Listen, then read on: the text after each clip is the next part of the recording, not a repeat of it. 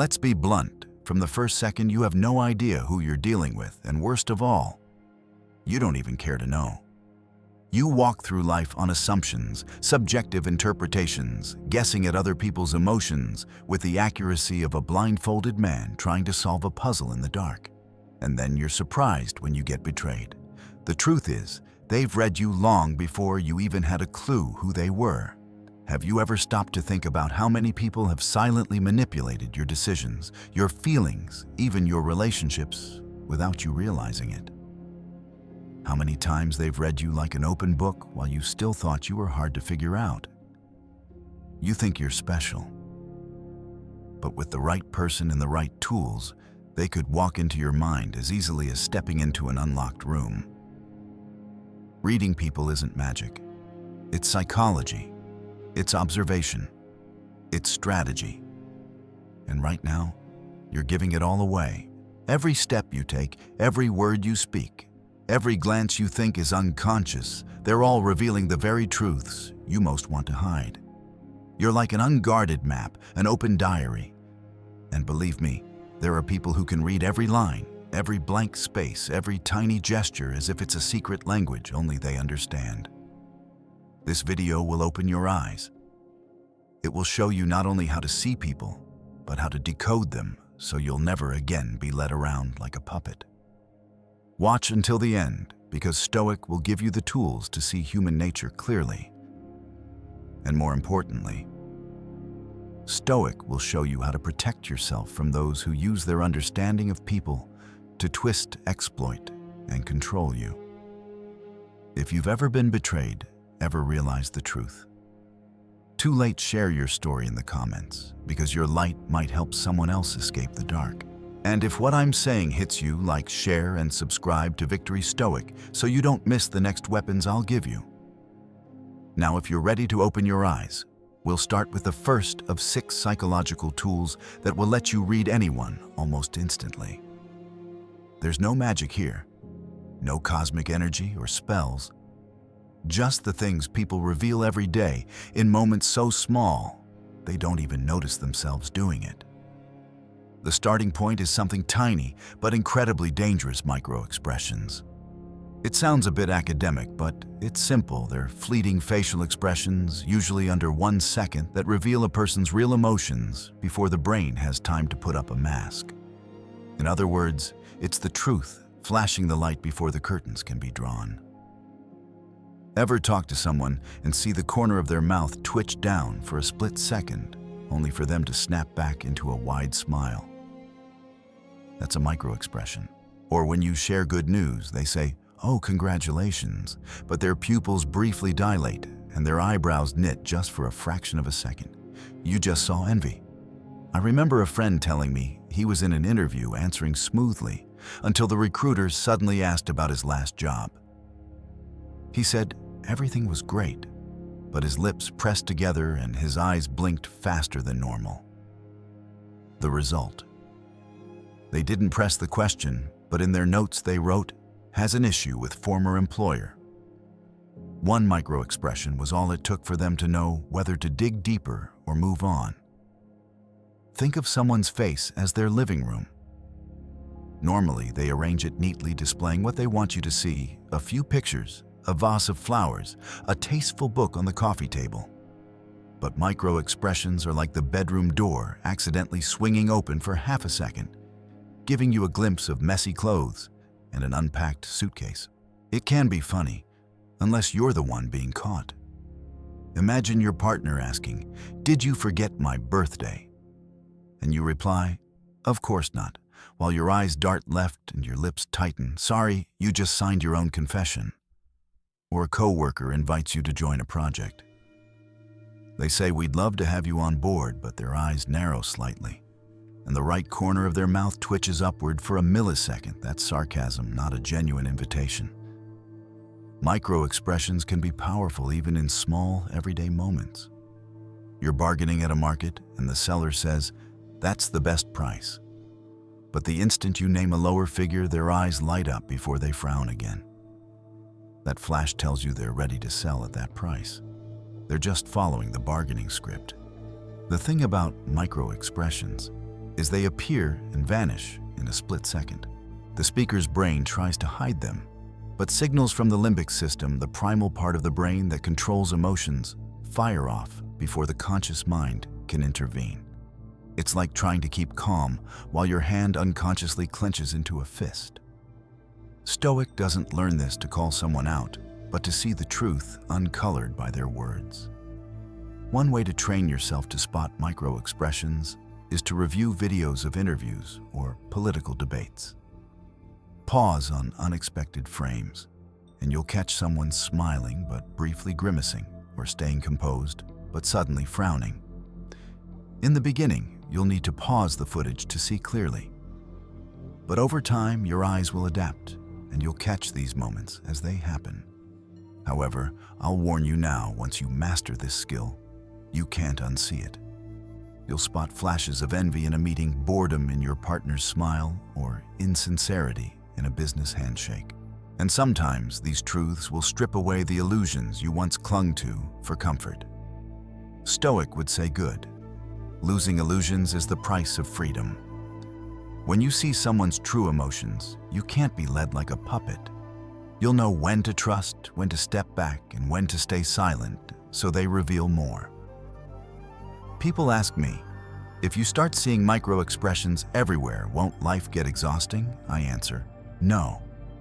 It only gets exhausting if you still expect everyone to be genuine with you. Stoic doesn't expect that. Stoic wants the truth, and the truth doesn't weaken you. It makes you stronger because you're playing a chess game where you can see the whole board. So how do you train? Start by slowing down when you observe. When someone answers, don't rush to believe or react. Let your eyes scan their face, forehead, eyebrows, eyes, mouth, chin.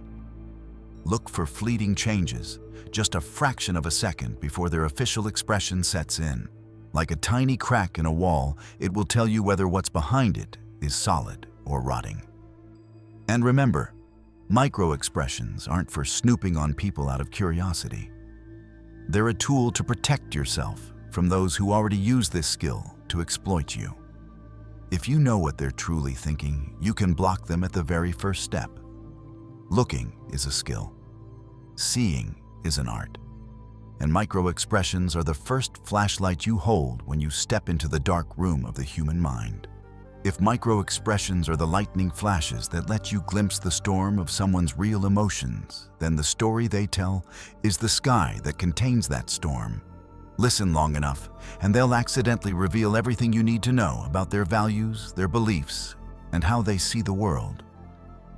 Some people think they're great at hiding who they are. But their words are like an unlocked suitcase. The moment they open their mouth, you can see exactly what's inside. People who often speak badly about others, subtly or openly, usually carry a deep hunger for validation. They tear others down, not because those people are truly bad, but because they believe that to stand tall, they must push others lower. This is the kind of person who will praise you when you're beneath them and mock you when you rise. Dealing with them is like swimming with a shark in a shallow tank. It feels safe at first. But the moment they get hungry, you're dinner. People who always tell their story as if they're the victim are a different type. Listen to them, and you'll hear that their life is a string of someone who hurt them, someone who blocked their path, someone who ruined their chances. Never I was wrong. They haven't grown up because they can't take ownership of their part in anything. If you get close to them sooner or later, you'll end up cast as the villain in the latest story they tell others. Then there's the type who rarely talk about themselves. But when they do, every word is like a sharpened blade, few, concise, but full of depth and real experience. They don't brag, they don't sugarcoat. They only say what needs to be said. These are often the trustworthy ones because they don't use their stories to build a fake image, but to reflect reality. Here's the interesting thing. You don't just need to listen to the content of the story, you need to listen to its rhythm and focus. Someone who spends a lot of time praising another person often reflects what they truly value. On the other hand, what they despise can reveal what they fear or feel they lack. Marcus Aurelius once said, "A man's character is revealed in what he praises and what he condemns." Listen closely, and you'll see you don't need to read their resume or ask too many questions. Their stories have already written that resume for you. In chess, pawns move slowly, but they can eventually become queens. In conversation, the seemingly mundane story a person tells is that slow move. If you don't pay attention, they'll set the whole board around you, and by then, you've already become a character in their script without realizing it. Don't believe a story just because it sounds good. Don't pity someone just because their story sounds sad. Watch the storyteller. Are they inviting you to understand them, or are they inviting you to step into a trap they've laid with their words? Earlier I said the stories people choose to tell will show you what they value and what they despise. But words are only the surface. If you want to see what lies beneath, you have to look at what they do repeatedly. Because behavior is like a signature, each person has their own style, and it doesn't change until they truly face themselves. You'll see some people who keep choosing the same type of relationship, from an abusive partner to an indifferent one, from trusting the wrong friends who exploit them to befriending another two-faced person. They sigh. Why do I always meet people like this, without realizing this isn't fate, it's a pattern they're repeating? Like an old ship, no matter how many times you change captains, it will sail the same course because the compass inside has never been reset. In love, this pattern is easiest to spot. Some people are always drawn to the type they know is bad for them, someone too attractive but unfaithful, someone charming but impulsive, someone so emotionally cold they have to beg for scraps of affection. They call it my type, but in truth, it's an old wound steering the wheel. Those who grew up in an environment lacking care are often attracted to the kind of love they have to fight for, because in their subconscious, love means chasing, proving their worth, enduring. Those who were abandoned may cling to a toxic relationship because they fear loneliness more than pain. Those who were belittled may seek out people who will continue to belittle them so they can prove themselves, and failure repeats like a never-ending loop. They think they're choosing love, but in truth, it's the scar that's choosing for them. And the dangerous part is they don't realize this pattern exists. Every new relationship gets labeled as different from before, until it ends exactly the same way as the old ones.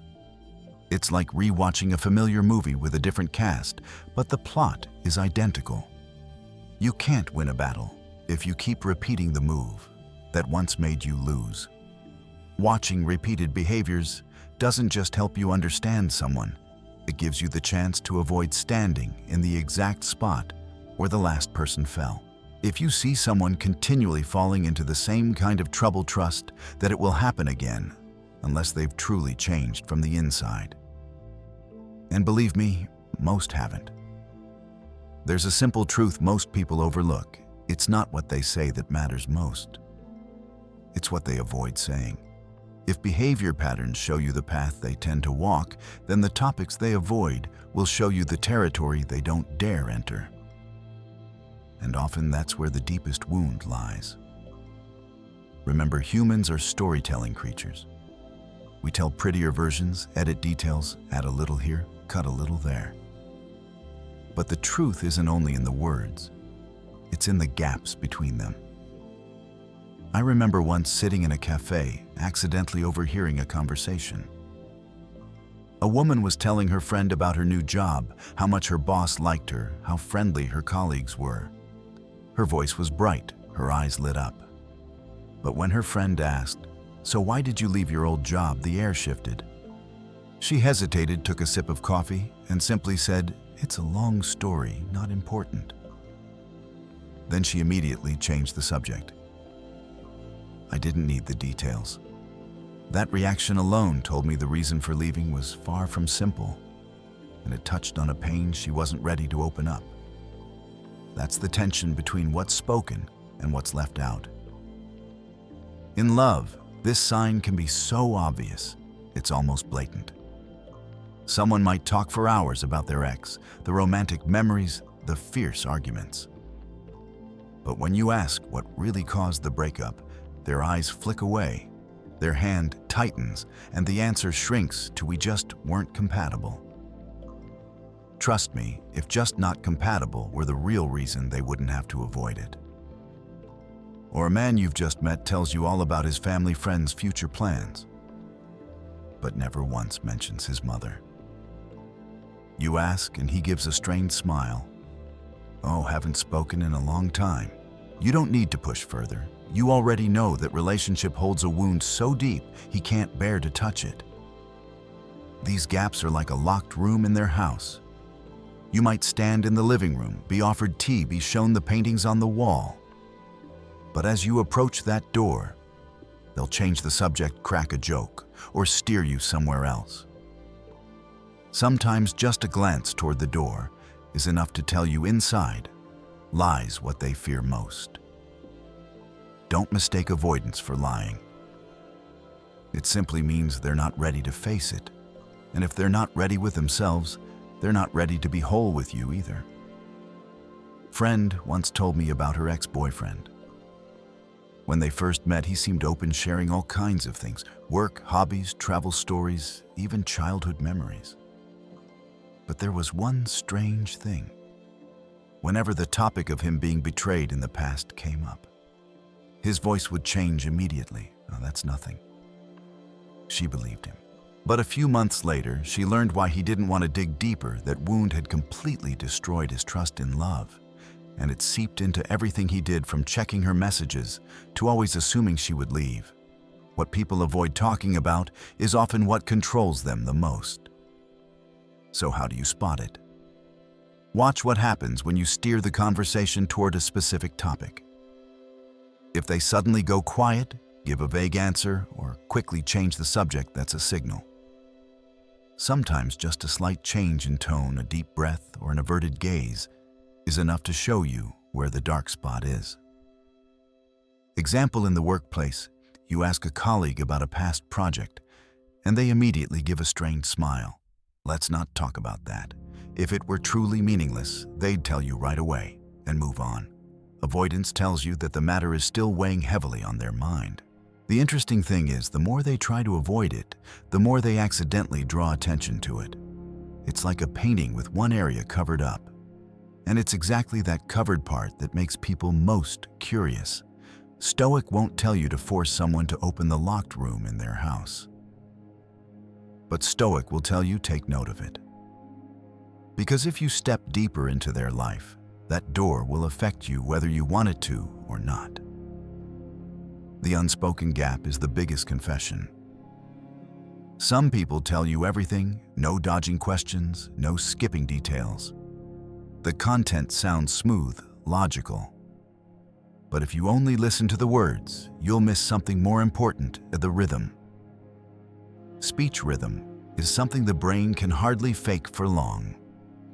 You can choose your words, but it's hard to maintain a steady rhythm if you're anxious, defensive, or overly excited inside. Picture a negotiation in New York. A real estate broker is persuading a client to buy an apartment. His tone is steady when talking about location, amenities, investment value. But when the client asks, "Are there any legal issues?" his pace suddenly slows, each word stretching half a beat longer, like a golfer taking extra aim after missing the last shot. The words still say, "No, everything's fine," but that rhythm is an unintentional confession. Or on a date in Los Angeles, the guy talks about work, family, hobbies, smooth and quick. But when the ex-girlfriend is mentioned, his pace suddenly slows, then abruptly speeds up, as if racing through a scripted scene to get it over with. Both unusual slowness and sudden speed are signals he's entered an emotional territory he doesn't want to linger in. There are subtler shifts too. Normally, someone speaks in long sentences, pausing naturally. But when hiding something, they might start breaking sentences earlier or later than usual, like a musician playing offbeat. You don't have to be a musician to feel that something's out of tune. In Las Vegas, poker players survive by reading rhythm.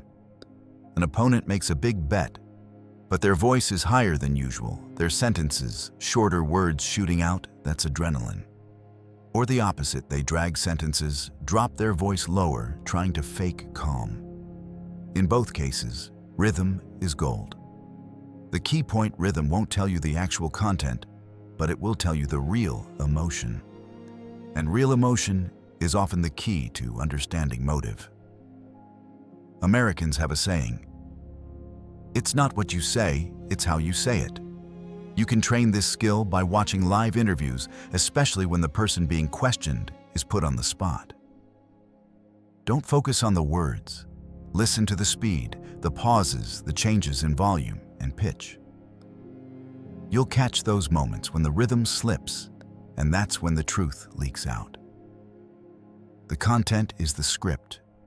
The rhythm is the real performance, and the real performance is always worth watching.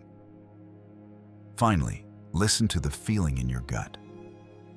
You've learned how to watch someone's eyes, notice their breathing, read their story, spot repeating behaviors, detect silences, and listen to the rhythm more than the content. All of these skills give you data. But there will come a time when that data isn't enough to draw a firm conclusion, not enough for you to say, "I know for sure." That's when you have to return to the oldest, most powerful, and most underestimated tool you have: intuition. It might sound vague, but intuition is not the same as impulse. Impulse is what makes you hit buy now when Amazon has a sale or text your ex at 2 a.m. Intuition is different. It's the result of hundreds, even thousands of tiny signals you've picked up that your conscious mind hasn't had time to process one by one. What does science say? The human brain processes an enormous amount of information every second. According to research by Timothy Wilson, University of Virginia, we are only conscious of about 40 bits of information per second, while our brain is actually processing around 11 million bits at the unconscious level. In other words, most of the data you receive never appears on the screen of conscious thought. It's running in the background system you can't directly see. Intuition is the product of that background system.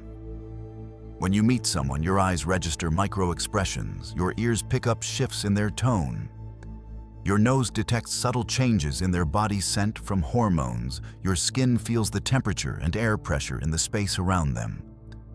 All of that is processed in the background and distilled into a feeling before your conscious mind has time to explain it. Psychologist Daniel Kahneman calls this System 1 fast, automatic, effortless, built on accumulated experience and pattern recognition. System 1 isn't great at explaining why, but it's often more accurate than you think, especially in areas where you have prior experience. Your body plays a role in intuition too. It's not just the brain, your body decides more than you realize. Research from the HeartMath Institute, California, shows that the human heart can react to a negative stimulus before the conscious brain even notices it. Seconds before an unpleasant image appears, heart rate and electromagnetic patterns already shift. Your body is essentially a massive sensory machine. The warmth of someone's hand in a handshake, the moisture in their voice when they're nervous, the subtle vibration in their footsteps when they're confident or afraid. All of it is energetic data. And if you want to follow your intuition, you have to learn to listen to your body.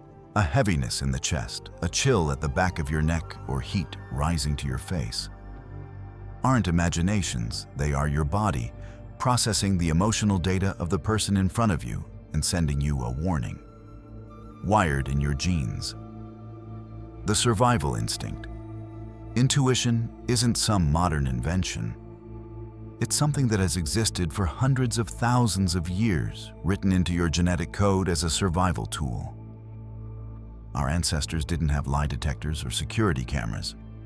They relied on the ability to sense danger through another person's behavior sounds and eye movements. Those who were more sensitive to these signals survived better, and they passed that genetic advantage down to the next generations. Have you ever had a feeling that someone was dangerous even before they did anything? That's your primitive brain, the amygdala, activating your defense mode.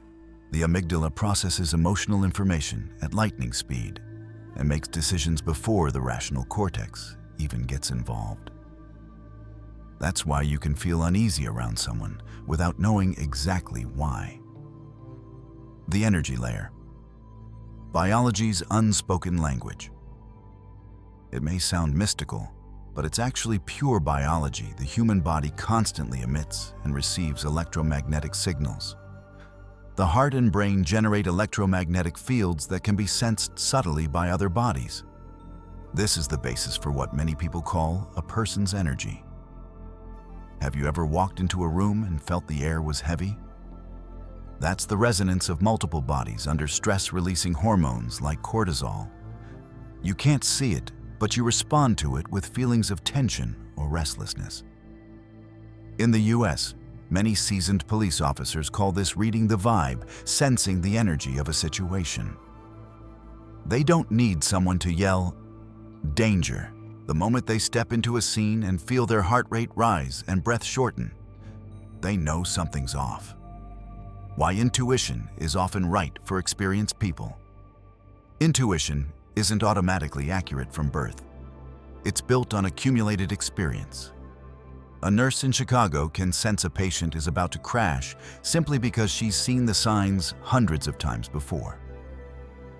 A Wall Street negotiator can tell when the other side is bluffing because he's heard that tone shift in hundreds of calls. When you train your observation skills, everything we've been talking about since the start of this video, you're feeding data into your intuition. And when the data set is big enough, intuition becomes your biological AI, faster and more precise than any conscious analysis in the moment. But learn to tell the difference between true intuition and emotional reflex. Not every off feeling is intuition. Sometimes it's old memories or trauma reacting. For example, if you were betrayed by someone in a blue suit, you might feel uncomfortable around someone dressed the same way. Not because they're dangerous, but because your brain has linked that color to a painful memory. True intuition often comes with a calm, but certain feeling like a small bell ringing in your head. Emotional reflex, on the other hand, often comes with urgency, restlessness, and the need to react instantly. Combining intuition with observation skills. If this entire video is a toolkit, then intuition is the box that holds it. The place where all the tools come together, ready to be drawn in an instant. You notice a shift in someone's eyes, micro-expressions. You hear a change in their vocal rhythm. You catch them avoiding a detail. Your body suddenly feels heavy. All of it adds up to a single feeling: don't trust completely. Marcus Aurelius once wrote, "Let reason lead the way, but never dismiss the sense of the soul." In today's world where people lie more than they admit, intuition is not magic, it's a survival tool. And if you can stay still enough to observe without judgment, the truth will find a way to reveal itself to you. Conclusion. You now hold the tools to see through words, through smiles, and through the masks people want you to believe. But none of it matters if you don't use them. Because the world will not wait for you to wake up. Those who know how to read people will keep manipulating. Those skilled at control will keep choosing you as their pawn unless you learn to see them first. You can leave this video and go back to your old way of living, believing what you want to believe, ignoring the unsettling signals, and continuing to be surprised when you're betrayed. Or you can start truly observing. Stop listening only with your ears and start listening with your whole body. Not everyone you meet is bad, but bad people always know how to find those who are easy to trust. And if you're watching this video, chances are you've been that person before. The choice is yours. But remember this: once you've seen the truth, you cannot unsee it. Live as if everyone is watching you, and watch others as if you are the only one awake. Marcus Aurelius. If you've ever been read, manipulated, or used, share your story in the comments, not to complain, but to help someone else avoid walking into the same trap. And if what I've said resonates with you, like, share, and subscribe to Victory Stoic. Because this is not the only video that will keep you sharp. This is only the beginning.